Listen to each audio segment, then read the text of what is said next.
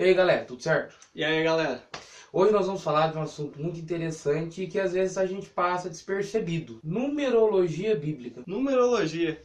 E primeiro, antes a gente tem que entender o que é essa numerologia, né? Talvez a pessoa pense, é os números dos versículos, mas não é. Só aqueles números que aparecem muitas vezes na Bíblia, tipo o 666, o famoso, né, lá do Apocalipse, o 3, o 7, são números bastante recorrentes nas leituras.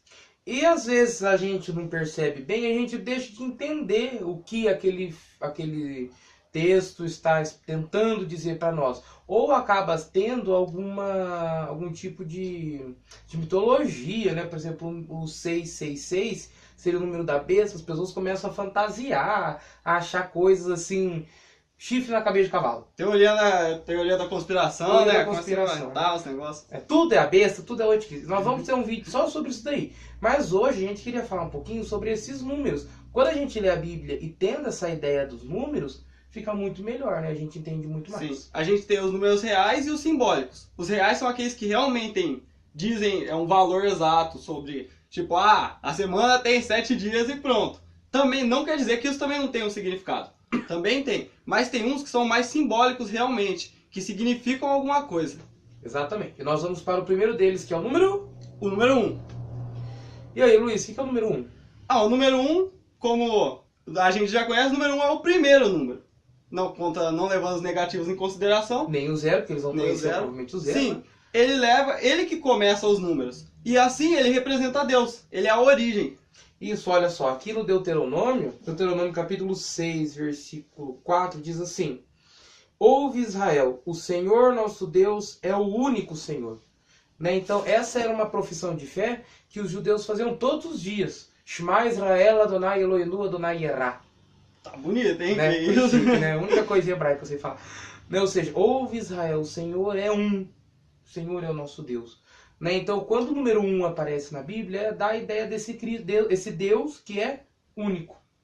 E como você disse, interessante, que é o princípio de tudo. Sim, é o Né? início. Deus é o princípio de tudo, o 1 é o primeiro dos números. Nós temos também o número 2. O que é o número 2 mesmo? O número 2 seria o par perfeito, né? É a dualidade. Seria o homem, representa o homem. Porque o homem é composto de matéria e espírito. Então Exato. seria esse 2. Isso, nós também temos o par perfeito homem e mulher, Sim. no livro do Gênesis. Né? A aliança é sempre feita com uma pessoa, com Deus, e com uma outra pessoa, seria, por exemplo, o povo de Israel, mas geralmente figurado na forma de uma mulher, às vezes, né? Porque nós vemos também no Apocalipse, em vários lugares.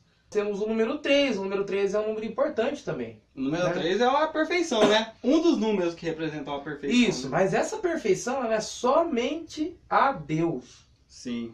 Né? Lá no livro do Apocalipse, no capítulo 4, também nós temos lá os anjos e o exército celeste dizendo: Santo, Santo, Santo, Senhor Deus do Universo. Né? O hebraico não tem esse número, esse superlativo assim de falar que Deus é santíssimo, que Deus é santíssimo. Então ele repete, né? Dizer que Deus é santo, santo, santo é dizer que é mais do que santo, né? Sim. Infinitamente.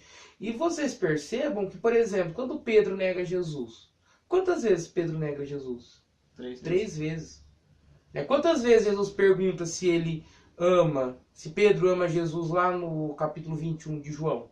3 vezes, né? Então, Deus é trindade, 3 Sim. pessoas. Uma correlação com a Santíssima Trindade, né? Então esse 3 aí ele é um número muito simbólico relacionado a Deus. Negar a Deus 3 vezes é negar a santidade de Deus. Né? Na sua totalidade, o que a gente conhece Deus como santo, santo, santo, a gente acabaria negando, né, a tríplice santidade de Deus. Então o 3 ele também pode ser usado como algo, né, como uma maneira de atacar esse Deus. Sim, também representa a eternidade de Deus, né? Porque seria o presente, o passado e o futuro, né? Lembrando, claro, nós já estamos em um contexto cristão, então, né, então isso vai lembrar mais a Santíssima Trindade. Na Bíblia, apesar da ideia de trindade no Antigo Testamento ainda não existir, né, Deus ainda é o único, só Ele. Né, a gente sabe que Jesus é que vai nos dizer quem é a Trindade, que a Trindade é o Pai, o Filho e o Espírito Santo. E o Pentecostes é o momento que isso acontece mais plenamente. Mas na própria Bíblia, antes do Antigo Testamento, essa ideia de 3 já é colocada, aplicada a Deus também. Sim. Agora o número 4. Número 4 representa o mundo, o cosmos, os elementos. Os 4 cantos da terra, Sim. né, os 4 pontos cardeais. E é engraçado que o 4 ele também tem uma ideia de penitência. Né? Quando a gente junta com o 0 fica 40, a gente lembra desses 40 dias que Jesus passou no deserto. Sim. Né, os 40 dias do dilúvio, os 40 dias, enfim, de 40 anos que o povo andou rumo lá a Canaã. Então o número 4 ele tem uma dimensão meio que material, assim. Né, de mundo, de nosso mundo, de olhar para esse mundo, ou de voltar para Deus a partir da nossa realidade. E agora é o 6. O 6, né, é imperfeição, porque daqui a pouco vamos ver o 7, que é a perfeição. O 6, ele é -1, ele não chegou na perfeição. Então ele é imperfeição. É daí que vem o lá do Apocalipse, bastante citado, com o 666. Uhum. E olha só que interessante, 666, 3 vezes. 3 vezes. Né? Então é imperfeito, imperfeito, imperfeito. Se Deus é santo, santo, santo, aquele que se coloca contra ele, imperfeito, imperfeito, imperfeito. Né? Então vejam como que na Bíblia acontece matemática. Sim, claro. Né? As somas acabam se misturando ali. Né? Então, para dar um significado que só as pessoas daquela convivência lá vão saber. Né? Uhum. E temos o 7 também. Que por outro, se o 6 é imperfeito, o 7 é o perfeito.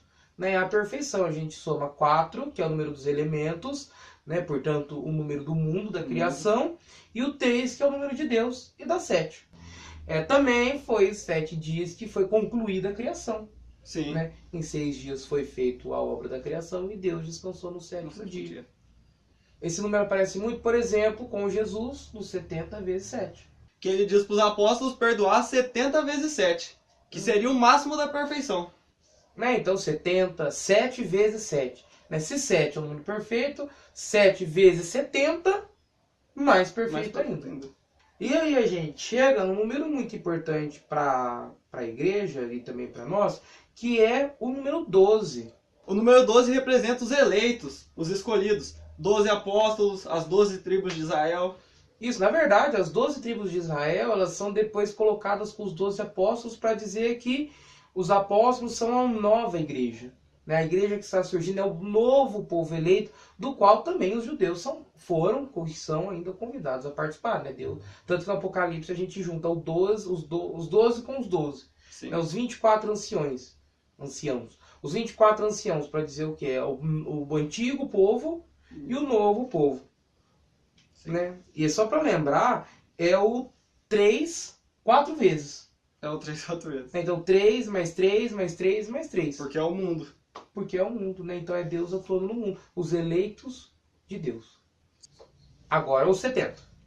O 70 significa as nações, né? Todo o planeta, todo o povo do mundo. Naquela passagem que a gente já citou, do 70 vezes 7, os 70 seriam todas as pessoas que na hora da redenção de Cristo, ele perdoou todas as nações. Isso.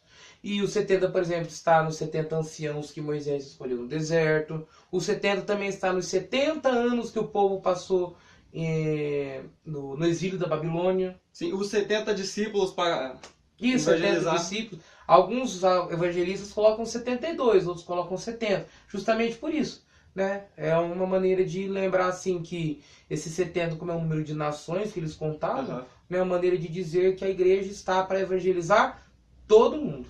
Todo mundo. E por último nós temos o 1000. O 1000 é um número grande. Sim. Né? Um número grande. É um número assim que meio que representa um período muito grande de tempo. Né? O 1000, por exemplo, é muito utilizado no livro do Apocalipse para dizer do completo de um prazo de tempo, o reino de 1000 anos da maldade e o ano de Deus. E a partir daí, né, o tempo de Deus. Quando o próprio Cristo vence, o Cordeiro, né, vence a maldade do universo e tem um reino daí, sim, eterno. Essa ideia de 1000 anos, ela foi utilizada muito na história. Por exemplo, no ano 1000, existem alguns historiadores que percebem que as pessoas começaram a ficar um pouquinho desesperadas. Né, que Jesus iria voltar, que iria acontecer o Apocalipse, o que voltou a acontecer no ano 2000. Não sei se o Luiz era vivo ainda. Sim, já. Estava consciente daquela época ainda, mas né... Que ia acabar o mundo, né? Nostradamus tinha previsto, daí começa um monte de coisa, uma confusão danada. Por quê? Porque as pessoas meio que levam ao pé da letra essa numeração. Aham. Né? No livro do Apocalipse, muita gente tem dúvida disso, que fala que os eleitos são 144 mil. Sim. Né? Mas por que esse 144? Então quer dizer que só tem 144 mil pessoas no céu? Né? Então 12, número dos eleitos, vezes 12, os antigos, os novos eleitos, e o 1000, que seria uma maneira de expandir isso em um número incontável. Né? Um número incontável. Então é por isso que a gente tem que entender muito bem o significado desses números, para a gente não tomar a Bíblia ao pé da letra. Sim. Né? Então só 144 mil vão pro céu. É só esse pouco, mas não é que também, se contar a época que foi feita toda essa numerologia, né? Não quer colocar 1 bilhão, 1 trilhão, que... E 144 mil naquela época era muita gente. então. Né? Já era, pensa bem, né? Que cidade que tinha esse... Né? Não eram todas as cidades que tinham esse número de pessoas. Né? A maior parte das cidades bíblicas eram muito pequenas, eram, né? Quase nada. Então, acho que é isso, né? É isso. Tá bom pelo vídeo de hoje, a gente contou um pouquinho sobre o significado de cada número. Como o Jair já disse, mais pra frente vamos trazer aí sobre o 666, esses números mais misteriosos aí. Que dá bastante discussão por aí, né? O povo gosta de usar esse negócio aí pra amedrontar, Pra inventar história. Inventar história, na verdade, e deixar o povo meio desesperado. Sim. Né? Então vocês podem curtir, podem compartilhar. As dúvidas podem ser postadas aí embaixo, que nós, conforme as dúvidas forem aparecendo, vocês podem, a gente vai respondendo e por aí vai. Isso aí. É isso aí, valeu, galera. Valeu, galera, até mais. Só pra gente fazer uma esticada ali, né?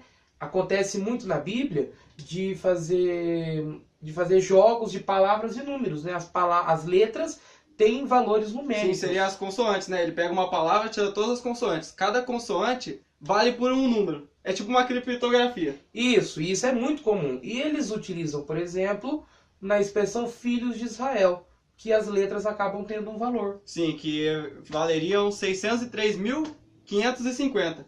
Que seria o total das pessoas que fugiram do Egito. Isso, então olha só que interessante. Não é que 603.550 pessoas, redondinho assim, saíram do Egito lá no Mar Vermelho, etc. Né? Mas né, não dá para levar o pé da letra. O que a Bíblia está querendo dizer é que isso está dando toda a totalidade, né, do povo que saiu de lá. É isso aí. Isso aí, valeu.